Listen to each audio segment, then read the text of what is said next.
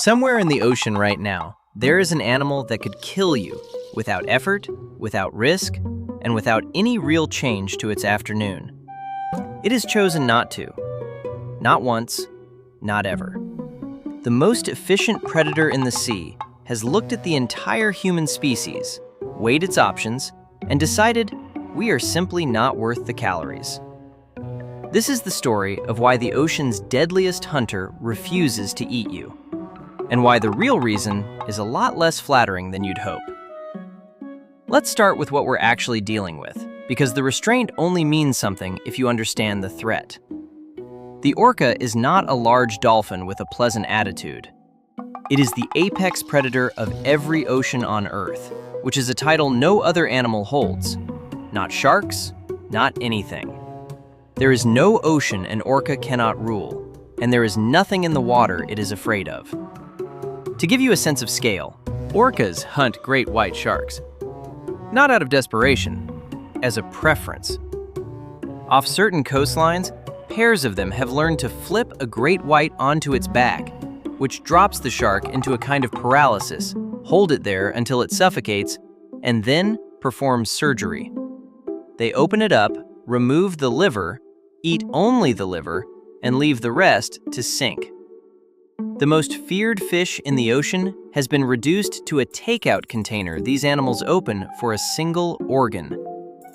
Great whites have started fleeing entire regions the moment orcas appear. The scariest thing in the water is scared of something, and that something is throwing away most of its meal because it only came for the appetizer. And that's just the freelance work. Orcas hunt in coordinated teams with assigned roles. One population has worked out how to swim in formation, generate a wave on purpose, and use that wave to wash a seal off a chunk of floating ice. A maneuver that takes timing, cooperation, and a plan. This is not an animal running on instinct and good luck. This is an animal running on strategy. So we've established the threat. Now here's the mystery. In the entire recorded history of humans in the open ocean, every swimmer, every diver, every surfer, every shipwreck, every person who has ever fallen off a boat, there is not one confirmed case of a wild orca killing a person. 0.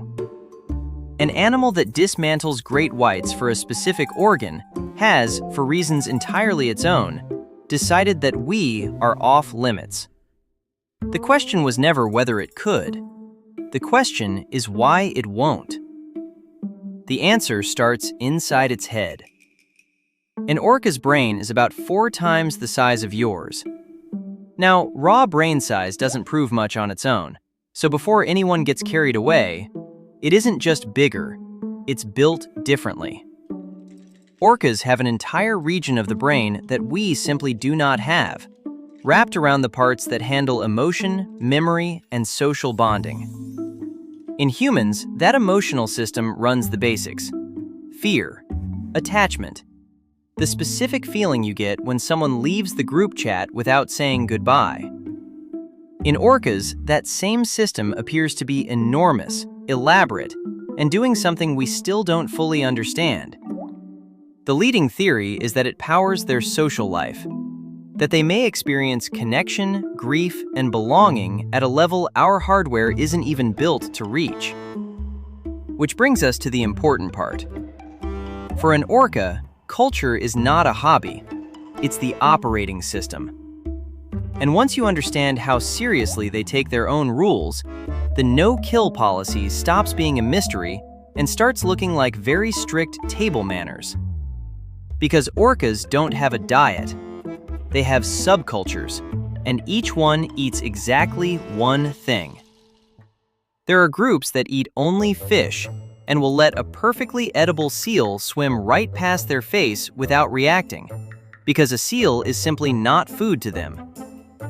There are groups that eat only marine mammals. There are groups that specialize in sharks.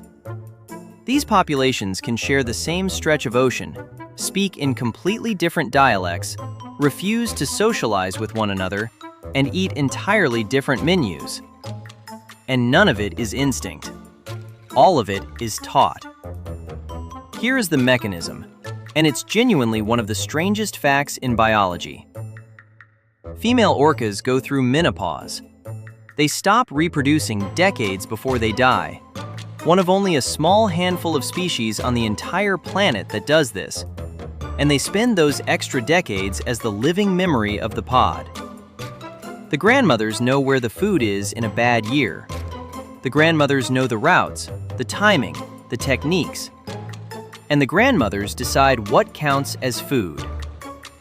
A calf grows up eating exactly what its family eats, and it will keep eating that, and only that, for the rest of its life. The menu is inherited, passed down like a surname or a grudge. And they don't just inherit the menu, they actively teach the skills to use it. On one coastline, orcas hunt by deliberately throwing themselves onto the beach to grab sea lions in the shallows, a move that could easily leave them stranded and dead. So the adults teach it. They've been watched dragging young orcas through the technique in slow motion, over and over, in safe conditions, until the calf gets it right.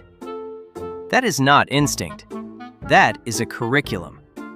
These animals run an apprenticeship program, and the syllabus is decided by the family and never written down. Which means the rule, "we don't eat humans," isn't a preference floating around in one whale's head. It's a lesson taught on purpose, generation after generation, in every pod on Earth. And humans have never once appeared on that menu. No pod in any ocean ever taught its children that the pale two-legged thing splashing on the surface was food. So we weren't just removed from the menu, we were never printed on it in the first place. To an orca, you do not read as prey. You barely read as an animal. You read as debris that occasionally waves. It gets slightly worse for your self-esteem, because orcas, when they hunt, are hunting for one thing above everything else: fat, blubber. Dense, high-calorie, high-payoff meat that makes the whole effort of the hunt worthwhile. That is the entire appeal of a seal. It is essentially a warm bag of energy. And then there's you. Lean, stringy, bony in all the wrong places, wrapped in fabric, and increasingly full of microplastics. From a pure cost-benefit standpoint, a human is a tremendous amount of chasing and chewing for the nutritional payoff of a damp gym sock. You are not being spared because you are loved. You are being spared because you look cheap. There's also the simple fact that orcas are deeply conservative eaters. They do not experiment. They do not sample the specials. A predator that has spent its whole life perfecting the hunting of one specific prey has no interest in gambling on some strange new object it has never eaten before, especially one that keeps making noise and floating on the surface like it owns the place. Novelty to an orca is not exciting. Novelty is suspicious. Now, right about here, some of you are getting ready to correct me, because you have heard correctly that orcas have, in fact, killed people. And you're right. But I need you to look very closely at where it happened. Every single recorded human death caused by an orca happened in captivity. In a tank. In a swimming pool. Not one of them happened in the wild. Not one. And that is not a loophole in the story. That is the entire point of the story. Take the most socially sophisticated animal in the ocean. Strip away its family. Erase its culture.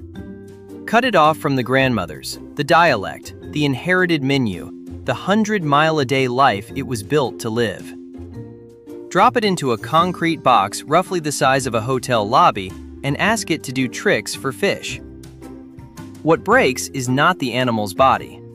What breaks is the code. The reason wild orcas never harm us is the same reason captive ones sometimes do. Their entire moral system runs on culture, and captivity is what happens when you delete the culture and keep the animal. As for the wild ones, Their idea of misbehavior right now is genuinely embarrassing for a so-called monster.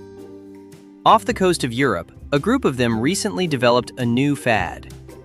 They approach sailboats, bite the rudders clean off, and swim away. That's it. No injuries. No sailors harmed. The most terrifying predator in the ocean, at the absolute peak of its rebellious phase, is vandalizing your parking.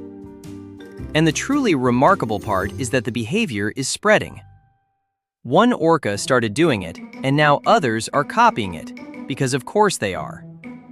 It's culture. Even their crime waves are a group activity. And even at their most aggressive, in the middle of an actual ocean-wide vandalism trend, eating a human simply never came up. So here is where we land. And it is not the heartwarming ending the nature documentaries are trying to sell you. The comforting version says orcas are noble, gentle giants who choose, out of wisdom and grace, to spare the fragile humans they could so easily destroy. That is not what is happening. What's actually happening is quieter and a little insulting. They are not sparing you. They have assessed you. They checked the calories and found them disappointing. They checked the family cookbook and found that you're not in it. They checked whether you were a threat and very nearly laughed. And having reviewed the full case, the smartest predator in the ocean reached a verdict that is somehow worse than being hunted. You are not food, you are not a danger, and you are not interesting. You have not earned their mercy. You have earned their complete indifference. And when the thing floating in front of you hunts great white sharks for a living, complete indifference is quite possibly the finest review you are ever going to receive. So the next time you're out in the ocean and you feel that ancient, primal certainty that something enormous is watching you from the dark water below, relax. If it's an orca, it already looked. It already decided. And it already swam away, faintly disappointed.